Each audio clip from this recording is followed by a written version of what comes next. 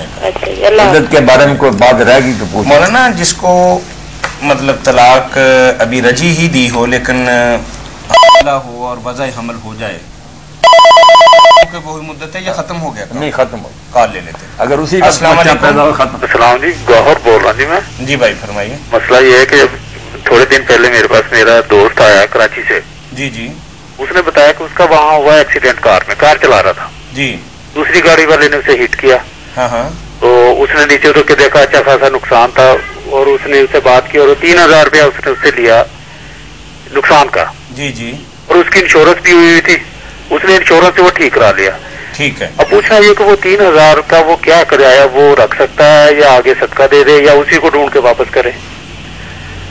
جی ٹھیک ہے، جواب دے رہے ہیں مولانا. کچھ لوگ ایسے کرتے ہیں کہ گاڑیوں کی انشورنس کروا لیتی ہے، خدا نہ خواستہ کوئی ایکسیڈنٹ ہو جائے یا حادثہ ہو جائے تو وہ کمپنی جسے انشورنس کروائی ہو وہ گاڑی ٹھیک کروا کے دیتی. اچھا. وہ مطلب سال کے پیسے لیتے ہیں نا، 10,000 15,000 20,000 طے کیا ہوا گاڑی کے حساب سے.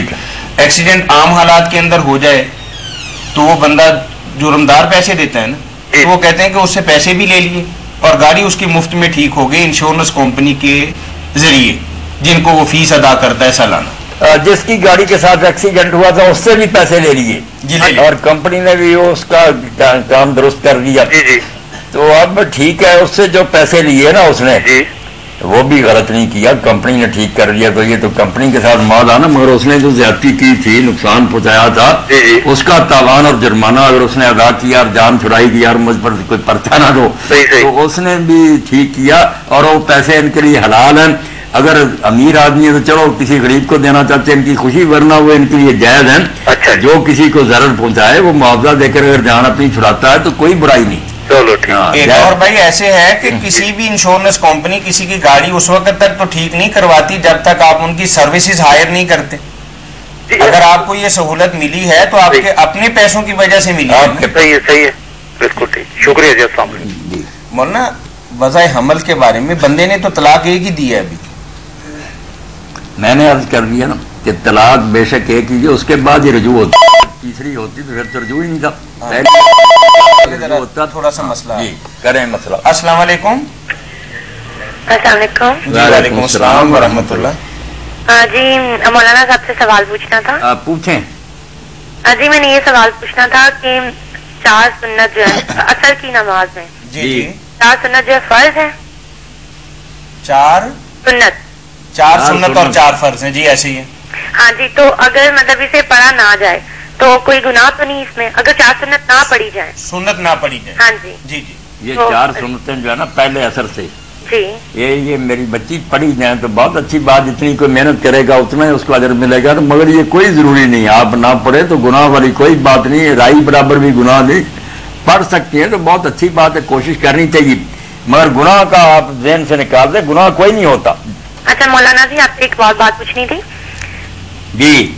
کہ جو حضرت فاطمہ کے نام کی تسبیح جو 4 فرض کے بعد پڑھتے ہیں ہم لوگ، کیا 33 بار سبحان اللہ اور الحمدللہ تسبیحات رضی اللہ تعالیٰ، تو وہ ہم پڑھتے ہیں. تو اس کے بعد مطلب دعا مانگنی ضروری ہے؟ اس کوئی منہ پر ہاتھ پھیر لیا جائے تو وہی کافی ہے؟ نہیں، نہ منہ پر ہاتھ ہی پھیرنا، نہ دعائی کو کرنی ہے. یہ تسبیح صرف پڑھنی ہے. اچھا جی. دعا کرنے کے لیے آپ کا جی کبھی چاہے تو رات کرتی رہے، بالکل ٹھیک ہے. مگر تسبیح فاطمہ کے ساتھ یہ کوئی ایسا نہیں کہ کوئی دعا کی جائے بعد میں اگر دعا نہیں بھی تو منہ پر رسم کے طور پر ہاتھ پھیرا جائے. یہ چیز میری بچی ذہن سے نکال دیں. کوئی منہ پر ہاتھ پھیرنے کی ضرورت نہیں، نہ اس کی دعا کی ضرورت ہے. تسبیح فاطمہ نماز کے بعد بھی پڑھنی چاہیے، اور سوتے وقت بھی جب بستر پر لیٹے نا اس وقت بھی رسالت مآب علیہ السلام نے اپنی بچی سے کہا تھا کہ بیٹا تم غلام مانگتی ہو خدمت کے لیے، مجھے دو. نہیں، اس کی بجائے یہ بہتر ہے کہ سوتے وقت آپ لوگ یہ پڑھ لیا کریں. تو حضرت علی رضی اللہ بھی صاحب تھے، وہ کہتے تھے میں نے پھر اس وقت کے بعد زندگی بھر ناکانی کیا، ساری زندگی میں سوتے وقت یہ پڑھتا رہوں. لوگوں نے پوچھا لیلۃ الحریر جب جنگ تھی حضرت معاویہ کے ساتھ اور ایک رات ساری رات تلواریں اور نیزے کھڑکتے رہے، فرمایا اس دن بھی نہیں میں نے چھوڑا. اچھا جی. تو یہ تسبیح فاطمہ نماز کے بعد بھی پڑھیں، بستر پر لیٹ کر بھی سب مرد عورتیں پڑھیں، بہت اچھی بات. اچھا مولانا جی، آپ کا بہت اچھا پروگرام ہے، بہت ساری آپ کی ایسی بات. دعا بچی کریں نا، اللہ تعالیٰ کامیاب کرے، قبول فرمائے. آپ بہت زیادہ سب کے لیے بھلائی کر رہے ہیں, اللہ تعالیٰ اس کا اجر آپ کو ضرور دے گا, اور اپنی بیٹی کو بھی دعاؤں میں یاد رکھا کریں. خیر سے بیٹی رکھے, اللہ آپ کو دنیا اور آخرت میں خوشیاں نصیب کرے. آمین. اچھا مولانا جی, اللہ حافظ. جی اللہ حافظ. جی مولانا بندے نے تو طلاق اس نظریے سے دی ہے کہ چلے میرے پاس ابھی 2 استحقاق باقی ہے, جی, لیکن وہ تو ایک ہی سے طلاق بائنہ ہو, تو بندہ تو یہ نہیں چاہتا تھا. کال میں بتا دیں. السلام علیکم. السلام علیکم. جی وعلیکم السلام ورحمۃ اللہ. آن لائن جی فتاوا آن لائن. سر میں 2 مسئلے چھوٹے پتا کرنے ہیں. جی پوچھ رہے ہیں سر اس طرح ہے کہ ایک طرح ہے کہ روزے کی حالت وچ برش کیا جا سکتا ہے, برش کیا جا سکتا ہے. اب برش کیا جا سکتا آ سکتا ہے. جی کر بالکل, سکتے ٹوتھ پیسٹ کے ساتھ آپ برش کریں, کوئی بات نہیں. اچھا سر, دوسرا ہے کہ سر آدمی نہا رہا ہے, نہان دے دوران وہ وضو کر سکتا ہے؟ ہیلو جی بتا رہے ہیں. نہانے سے پہلے وضو مکمل کر لینا, صرف پاؤں نہ دھوئے. اچھا جی. بے ہاتھ دھوئے, منہ میں پانی ڈالے, ناک میں ڈالے, منہ دھو لے, بازو دھو لے. سر کے مسے کی ضرورت نہیں, سر پر 3 مرتبہ لپیں بھر کر نا دونوں ہاتھوں سے وہ 3 مرتبہ ڈالیں, اور اس طرح ذرا بال ہلا لیں, پھر سارے بدن پر پانی ڈالیں. بعد میں جو ہے نا پاؤں وہ دھو لیں الگ ہو کر. یہ ہے غسل کا مکمل طریقہ. مگر اگر وضو نہ بھی آپ کریں نا, جی صرف استنجا کر کے منہ میں پانی ڈالنے اور ناک میں اور سارے بدن پر اچھی طرح پانی بہا لیں, تو غسل بھی ہو گیا, وضو بھی ہو گیا, بے فکر ہو کر اس سے نمازیں پڑھیں, سب کچھ دھویا گیا. اب کون سی شے رہ گئی جو وضو میں آپ دھوئیں گے؟ ہو گیا سب کچھ. مگر اس وقت یہ ارادہ ہونا چاہیے کہ میں اس غسل سے نمازیں پڑھوں گا. بالکل سر کہ مولوی صاحب نے دسیا سی کہ تسی جس وقت ننگے ہونے تسی وضو نہیں کر سکتے. نہ, کیوں نہیں کر سکتے؟ مرد عورتیں سب کر سکتے ہیں, اور کرنے کے بعد بھی اگر ننگے ہو جائیں, کسی کا کپڑے اتارنے اور بدلنے, وضو کا اس سے کیا بگڑے گا؟ کوئی بات نہیں. کوئی کہتا گھٹنے ننگے ہو گئے تب کیا ہوا؟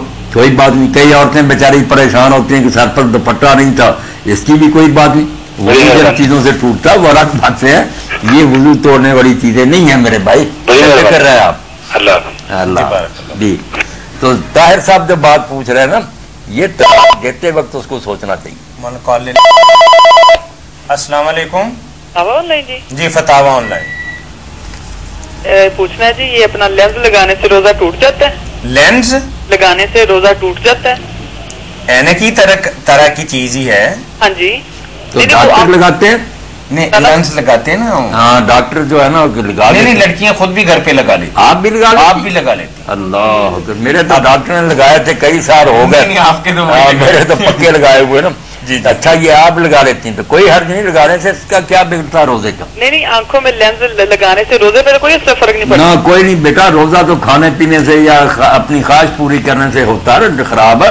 اس سے کوئی نہیں ہوتا. لینز لگائیں یا زوجی چیک کرے, یہ چیزیں کوئی روزے کو خراب نہیں. مارکیٹ میں لینز 2 ہی طرح کے ہیں نا, یا تو خوبصورتی کے لیے استعمال کیے جاتے ہیں یا نظر کے لیے کیے جاتے ہیں. یہ نظر والے ہیں. ٹھیک ہے نا, تو اگر خوبصورتی والے بھی ہوں تو اس سے بھی فرق نہیں پڑے. روزے میں کوئی فرق نہیں پڑے گا. یہ ہے کہ وہ نمائش تو نہ کرتی پھرے کہ بن سنور کر غیروں کو دکھاتی پھرے, وہ حرام ہے. اس سے تو روزہ پھر تباہ ہی ہوگا. پھر کیا روزہ؟ باقی جو ہے نا اپنے آپ کو خوبصورت بنانے کے لیے, خامد کے لیے, یا یہ جیسے نظر کے لیے کوئی حل نہیں. روزے کا بار کچھ نہیں بگڑتا, روزہ درست ہے.